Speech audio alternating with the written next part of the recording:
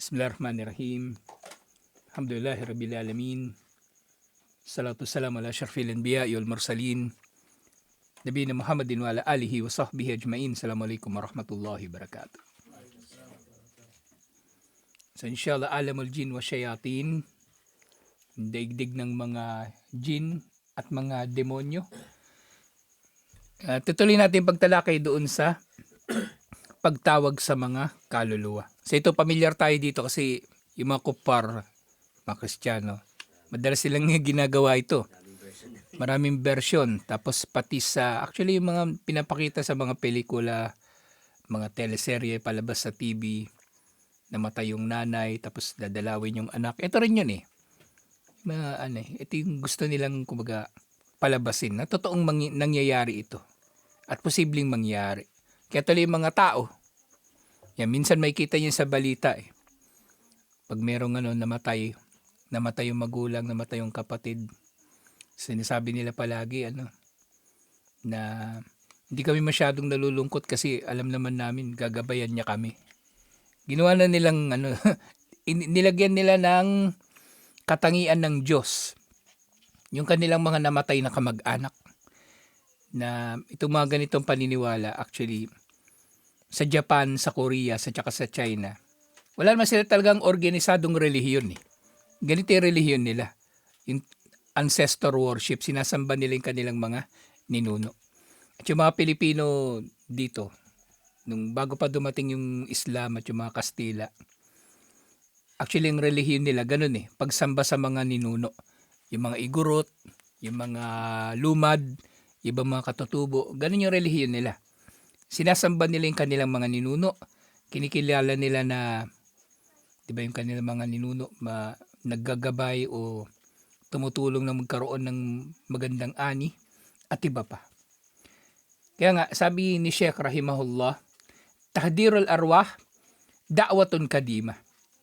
Ang pagtawag daw sa mga kaluluwa, o sa pagkilala ng tao na ang kaluluwa daw ay kumbaga pag mamatay yung tao, pwedeng babalik at makikipag-ugnayan pa sa mga tao.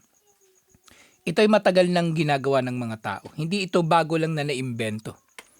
Hindi ito napapanood lang hindi ito yung napapanood lang natin sa TV o nakikita natin sa internet, nababasa natin, nakikita natin sa pelikula. Noong pang-unang panahon, meron ng ganito. At ito nga yung isa sa mga pinaka naging anyo ng shirk o ng pagtatambal kay Allah subhanahu wa ta'ala. Kaya nga, yung mga inchik, limbawa niyan, nakadalo na ba kayo yung burol ng inchik o yung libing? Ang dami nilang seremonya, daming seremonya. Yung inchik na namatay, so doon muna sa burol, so marami yung mga inaalay-alay nila. Tapos kapag ililibing na yon, yan na, marami na mag-iiyakan, lalo na kung mayaman. Kaya totoo yung di ba may pelikula dati ng Crying Ladies, inuupahan nila yun para umiyak. Kasi mas maraming umiiyak para sa patay, para sa kanila. Mas marangal. Karangalan yun eh. Maraming umiiyak. Tapos kapag ililibing na yun, nakita kasi ako kasi yung namin dati, yung isang official namin, Ilocano yun eh, si Dakanay, Coronel. Yung katabi namin na kasi doon siya binurol sa parang nakalimutan ko nung punerarya yun. Yung kabila namin inchik. Tapos ang ililibing na yung inchik. Kaya panood namin sila. Dami nilang may mga papel na kotse, papel na bahay, papel na pera. Sinunog nila yun. Kasi yun daw yung magiging kagamitan ng patay sa kabilang buhay. At kapag yung patay mayaman sa kabilang buhay, tutulungan din sila dito sa buhay sa mundo. Ganun yung relihiyon nila. Ganun umiikot yung relihiyon ng mga inchik Japanese at ng mga Koreano. Ganun din yung relihiyon nila. Yung Buddhism, nakapasok na lang sa kanila, pero actually, nagkakaroon ng iba pang version yung Buddhism sa kanila. Yung Buddhism katulad ng Katolisismo. Di ba yung Katoliko sa Mexico, Katoliko sa Pilipinas, magkaiba sila mga tradisyon So ganun din, nagkakaiba-iba sila. Pero bandang huli ito yun. Sumasamba sila sa kanilang mga ninuno. sumasamba sila sa kanilang mga ninuno. Kasi nga, da'wa, tahdir al-arwah, laysat jadida. Sa pagtawag daw sa mga kaluluwa ay hindi isang bagong bagay. Balhiya kadimatun jiddan. Pagkos ito ay matanda ng tradisyon at napakatanda talaga.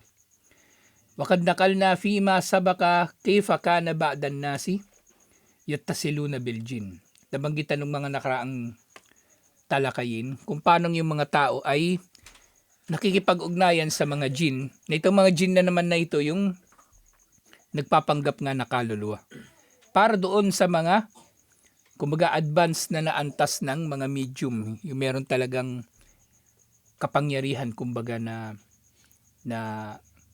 maipakita sa mga tao na kaya nilang tawagin yung mga kaluluwa. Pero marami sa mga medium nga, nanloloko lang sila ng tao. Niloloko lang nila yung mga tao. Ito niloloko din nila yung tao sa pamagitan ng jin, pero medyo advanced to kasi meron ng jin na kasabwat. Bal hafidat lana kutubun thiqat anna ba'dan nasi kanu yas'amuna anna arwahul mauta taudu ilal hayati ba'dal maut. So nababanggit sa ilang mga aklat na isinulat ng mapagkakatiwala ang mga author ng ilan sa mga tao nga ay nag-aangkin ng kaluluwa daw ng mga namatay ay bumabalik sa buhay dito sa mundo matapos ang kamatayan. Bumabalik sila dito sa mundo matapos ang kamatayan o kaya nagkakaroon din sila ng buhay, panibagong buhay matapos ang kamatayan. So dito yung nababanggit nga yung arwah. Naalala ko nga bigla yung arwah, actually yung kaluluwa. Marami iba't ibang interpretasyon yung mga tao eh. At sa Islam yung arwah, sa totoo lang, konti lang yung nalalaman natin tungkol sa kaluluwa. Yun lang talaga na nababanggit sa Quran at sa Sunnah. Pero yung mga pangahas na magpaliwanag kung ano yung kaluluwa, yung mga kuffar, marami silang iba-ibang paliwanag tungkol sa kaluluwa, kung ano yung ginagawa ng mga kaluluwa. Tayo konti lang talaga. Ang alam natin, ang tao, nilikha ni Allah sa iba't ibang mga antas. Kumbaga, yung nabanggit na natalakay na natin ito nung nakaraan. Yung sa iba't ibang antas na matutukoy natin sa relasyon ng kaluluwa sa katawan niya dito sa mundo. Una nga nilikha ni Allah yung kaluluwa. Sabay-sabay.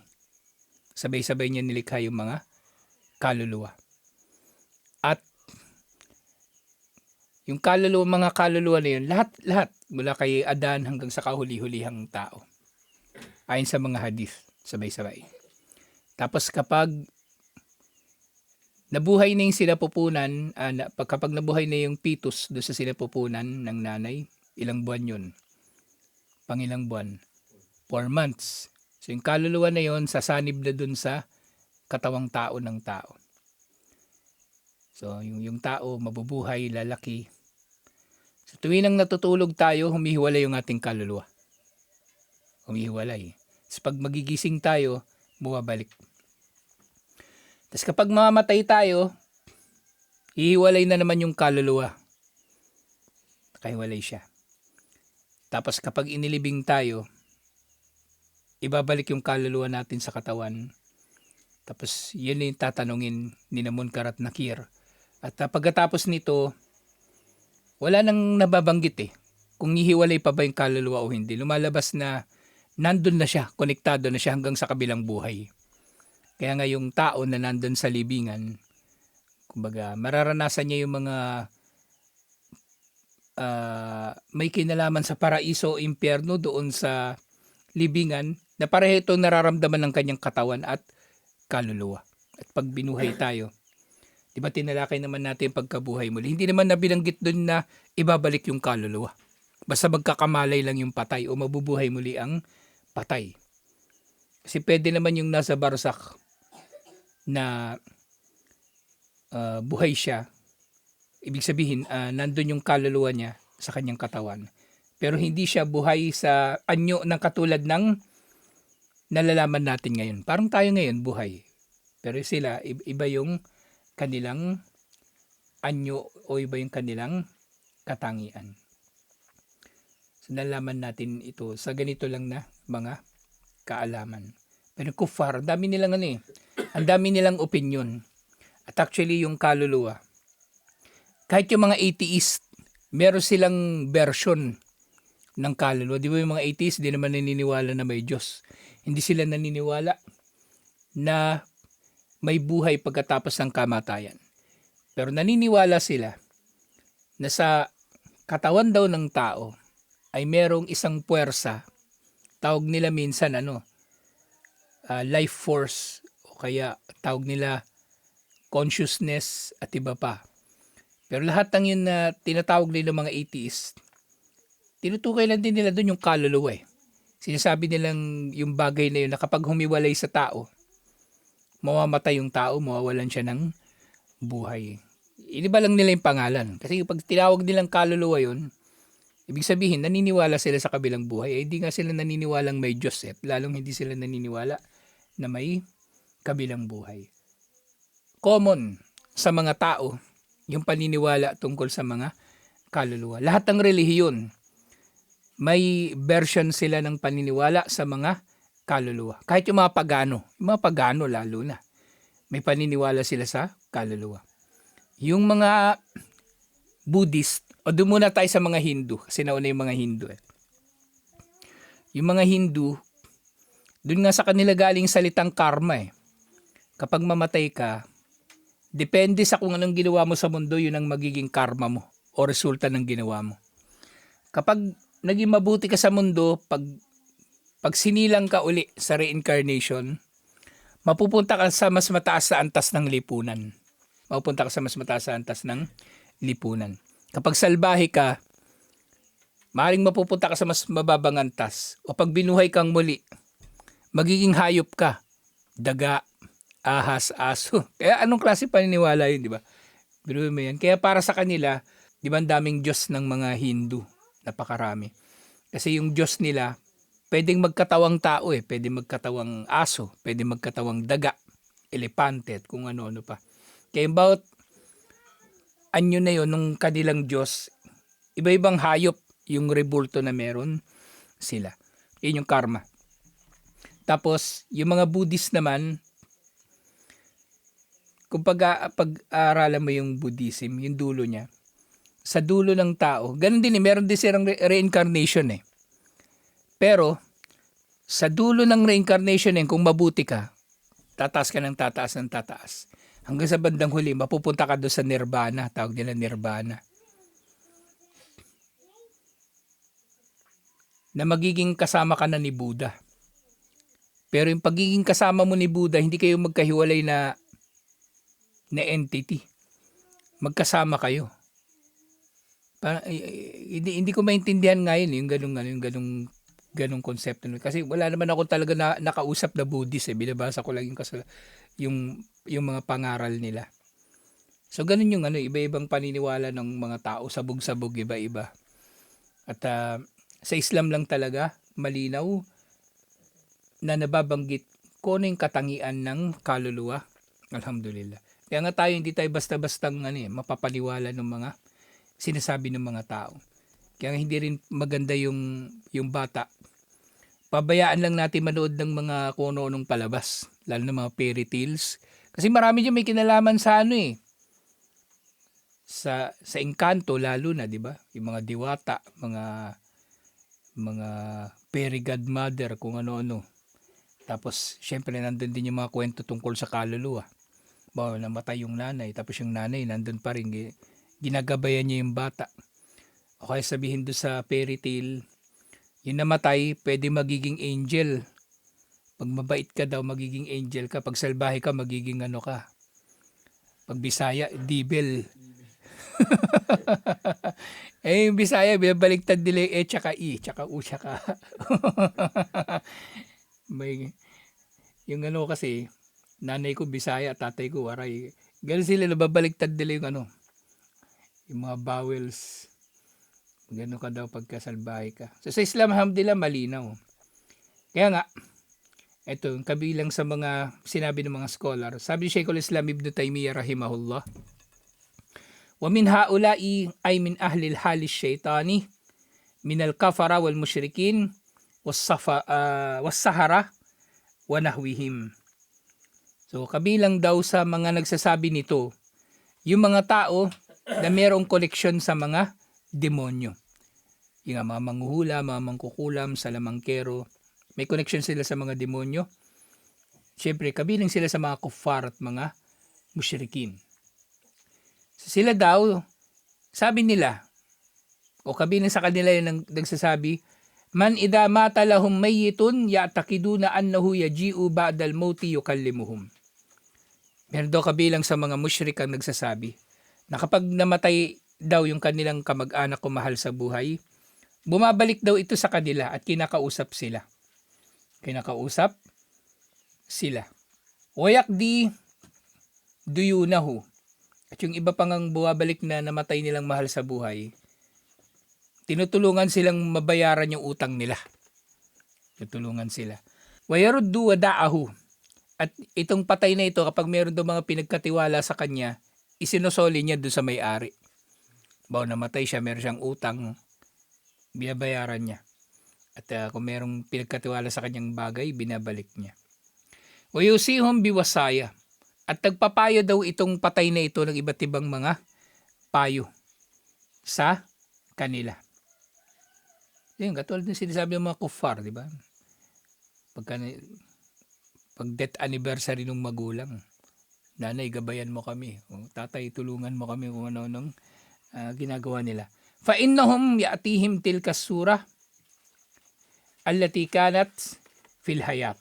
At may kita daw nila itong namatay na ito pagka dumalaw sa kanila. Sa anyo niya talaga nung nabubuhay pa siya. Yung anyo niya talaga nung nabubuhay pa siya. Pero syempre, may iba pang version yung ibang kuffar, nagpaparamdam daw yung patay. Paparamdam yung patay. Pero yun nga, wahuwa syaitanun tamathala fi suratihi. Sabi ni Sheikhul Islam Ibn Taymiyyah, pero tayo naniniwala, yung nakita niya na yun, nasaksihan niya yun, o yung tao na yun, nakala niyang kaluluwa ng patay, na nakipag-ugnayan sa kanila, ito ay demonyo, na ginaya yung anyo nung namatay. Fayadunnuhu iyahu. Fayadunnuhu nahu iyahu. At kung mag-aakalain nila, na yung kausap nila, yung kaharap nila, o nakikipag-ugnayan sa kanila, yung kamag-anak nila na namatay. Napagtibay natin lalo ito tungkol do sa hadith, tungkol sa Dajjal, di ba? Yung Dajjal, kabilang sa kanya nga angkinin, yung kakayanan niya na bumuhay ng patay. Pero ang gagawin lang pala niya, kukuha siya ng 2 jinn, gagayahin nila yung nanay at tatay ng isang tao, at maniniwala na yung tao sa Dajjal. Kasi gayang-gaya nung 2 engkanto, yung nanay at tatay niya. Malay mo, yung tinawag pa ni Dajjal, yung Karin, nung nanay at tatay niya, kilalang nung Karin, yung kasama nila. Kasi, ultimo sa pagtulog sa loob ng CR, kasama niya yun . Kasama nila yung Karin na yun. Mas kilala pa nung Karin, yung magulang, kaysa sa anak. Tayo, di ba, bihira naman natin makasama yung magulang natin. Halimbawa, yung Karin, araw-araw, oras-oras. Tapos pagka, yun nga, doon sa hadith na yun, sasabihin daw ng isang tao sa Dajjal na hindi raw siya maniniwala sa Dajjal hanggang sa hindi niya binubuhay yung kanyang mga magulang. Yun nga ginawa ng Dajjal, kumuha siya ng 2 engkanto. At kayang-kaya ito. Kayang-kaya talaga ito ng mga jinn, waliyadu billah. Hindi ito, kumbaga, hindi ito magiging mahirap para sa kanila. Hindi ito magiging mahirap para sa kanila yung ganitong gawain. Nagagayahin nila yung ibang tao. At magagaya nila yung pananalita, yung pagkilos, pananamit, at iba't iba pang mga uri ng panlilinlang. Kasi yung mga jinn, kumikilos sila na hindi sila katulad nga ng kahit anuman sa mga nilikha ni Allah.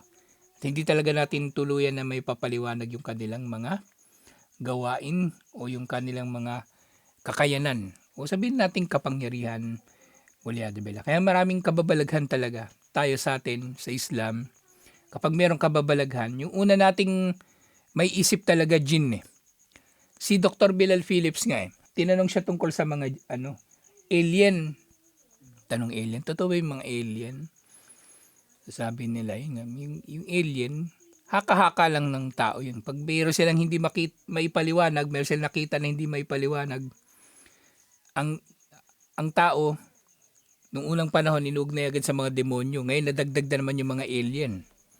So, posibleng yan Kumbaga, jinn pa rin. Jinn pa rin na lumilipad sa langit, sasabihin ng tao, UFO. Pero maaring yung bagay din nakita niya lumilipad, jinn din. Kung di naman yun ibon, hindi naman yun eroplano, ano pa man. Alam nga naman Superman yun, si Darna. Posibleng jinn. Kapag tayo isasangkot natin yung mga jinn sa mga bagay na hindi may paliwanag o kaya may kababalaghan, wala mga kumbaga normal yun normal. Pero syempre, dapat papanig pa rin tayo sa katotohanan. Halimbawa niya, nung unang panahon, lahat ng mental illness, inugnay agad ng tao sa jinn, sa engkanto. Pero ngayon, may makabagong panahon nasa makabagong panahon naman na tayo, may paraan upang matukoy kung yung sakit ng tao sa pag-iisip ay dulot ba ng jinn o hindi. Pwede natin naman ipa-check up yung tao kung meron siya sakit sa pag-iisip. Hindi yung jinn lang yung lagi natin pinagbibintangan. So ito yung katotohanan na ang pagtawag sa mga kaluluwa ay matagal nang gawain ng mga tao.